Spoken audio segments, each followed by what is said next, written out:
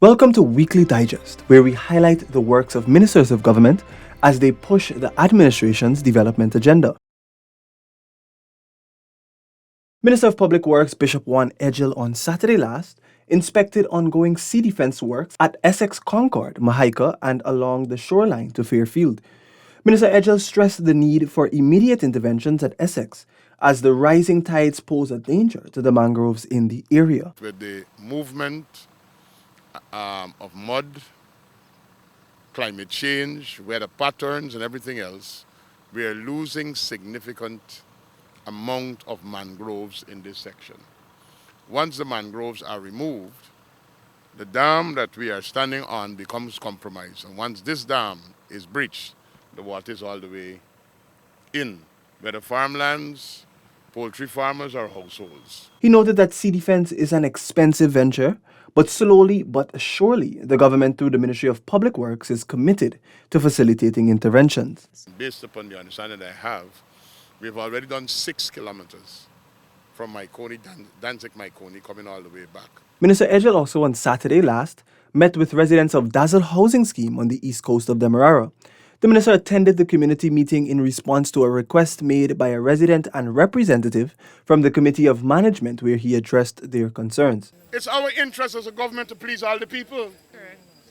Any government worth its salt will want to ensure that people's requests are met because that is the job of a government. Yes, sir. You understand what I'm saying?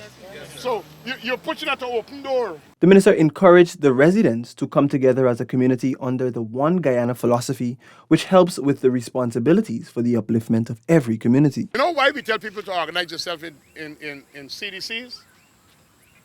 It's to get rid of the politics and let the community come together for the One Guyana that we're talking about. Because when you have a CDC, it's the people from the community that are governing the affairs of the community, making representation for the community, bringing the people together, whether you're red, you're yellow, or you're green, whether you're Christian, Hindu, or Muslim, whether you're young or old. And the faster we understand that there are things that government could do by itself, but there are things that government needs the support of people to do, you will see development in your community faster. The South Dakota Circuit, Tamari, is now ready to accommodate international motorsporting events, following massive interventions by the government in collaboration with the Guyana Motor Racing Sports Club, GMRSC. Minister within the Ministry of Public Works, Deodat Indar, on Tuesday, visited the upgraded circuit and noted the rapid transformation of the facility. Remember, we're a government when we promise stuff, we deliver. The president, when he was candidate Ali at Stewartville, said that if you march with us, we will develop this track. Today we are standing on that development. It was 0.7 miles in length in total, now it's 1.6 miles in length.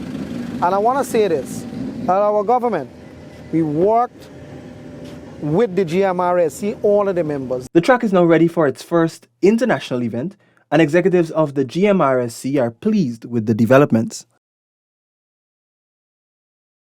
Farmers in Region 10 have been assured by the Minister of Agriculture, Zulfikar Mustafa, that the government is committed to improving farming conditions that will benefit them. You know for a fact that the Ministry of Agriculture, we have been going around the country and to try to ensure that our farmers' standard of living improve and their livelihood improve, because we know for a fact that many persons in our country today, they are doing agriculture for a living.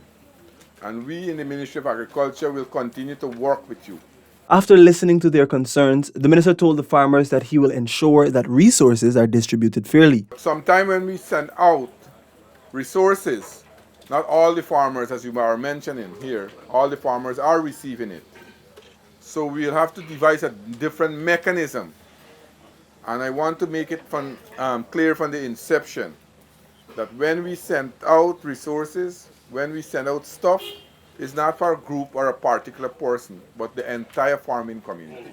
So everybody will receive, and if that is not the case, I will ensure that happens now. Further, Minister Mustafa encouraged farmers to actively participate in ways that will remove politics from agriculture, as the government continues to make food security a priority for everyone. All of us must work together because we cannot do this activity singularly. We have to do it collectively. And if we do it collectively, then the entire country will prosper. And as Minister of Agriculture, I also want to make it clear from the beginning that we should not allow politics to divide us in the agriculture. Residents in Madia and neighboring communities of Region 8 will see improved housing and water as part of continued development within the region. This was disclosed by Minister of Housing and Water Colin Crowell on Sunday last. Minister Crowell and Minister of Agrarian Affairs Pauline Sukai led a community meeting to the township.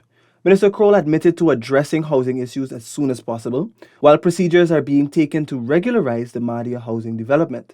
It is our intention to address this housing area as we have been doing with all housing areas across the country.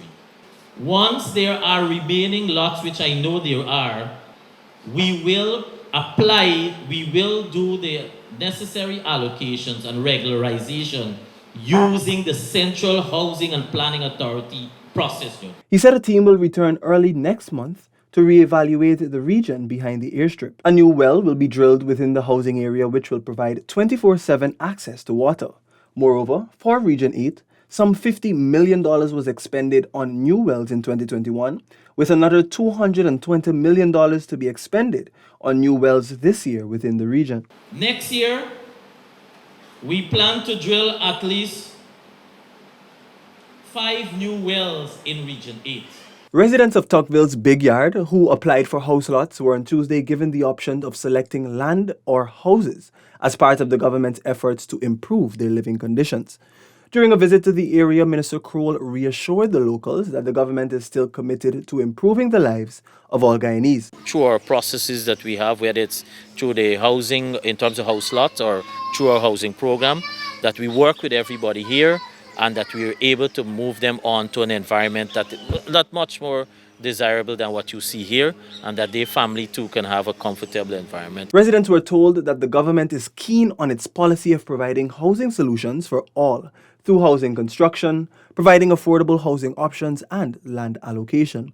Minister Crowell said that every effort would be made to meet each resident's specific needs and engage them accordingly. Residents of Charity and neighboring communities turned out in their numbers for a housing outreach on Wednesday at Garland Supermarket, Region 2. This was a follow-up to a visit by His Excellency Dr. Mohammed Irfan Ali to the squatting area on Tuesday, where he discussed the regularization and distribution of ownership documentation. Minister Crowell reiterated that the government is keen on providing a better life for all Guyanese. He noted that regularization of an area has its own challenges, which will include ownership and the infrastructural work within the area. We're going to work in every community, we're working in every village. We are about building an entire country. Building a one Guyana means that it doesn't matter your political persuasion, doesn't matter your race, your creed. We will come to your communities and work with everyone. The Comprehensive and Transformational Suicide Prevention Bill of 2022 was on Monday passed in the National Assembly. The historic legislation enacts the decriminalization of attempted suicide in Guyana and marks a major step in the government's move to address mental health across Guyana. Presenting the bill to the National Assembly, Health Minister Dr. Frank Anthony highlighted that the bill places importance on psychological support for survivors of suicide attempts, as well as those suffering from mental health issues that often go unnoticed. This government, the PPPC, has decided that it is time that we have a dedicated multi-sectorial team that would work consistently to reduce deaths by suicide. Minister of Human Services and Social Security Dr. Vindhya Prasad, in expressing support for the bill, underlined the importance of the decriminalization of suicide attempts. This bill answers many issues, addresses many critical areas, and I believe it is pertinent at this point in time because in our country we are still challenged by persons who self-harm and who attempt suicide. Granted, the numbers are reducing, However, one life lost is one life too many. And if we are to ensure that people stopped attempting suicide, every effort must be made to look at every loophole, every gap in a support structure, so persons out there understand quite clearly that attempting suicide is not a crime, but we get it. It's an appeal for help. The Regional Health Services Department, through the Ministry of Health, hosted a Regional Health Officers Conference to provide regional health officers across the region with the platform to highlight their challenges for solutions to be provided. The conference ran from the 8th to the 10th of November at Grand Coastal Hotel, East Coast, Demerara. Health Minister Dr. Frank Anthony, during the feature address, tasked the RHOs to formulate an integrated regional plan to figure out issues such as mortality and morbidity patterns in the regions, reducing waiting time and formulating reports to improve the services offered. We have to move to a different level of planning. Not just this one size fits all for every region, but we have to be more region specific. We really need to think differently if we are going to achieve exponential results.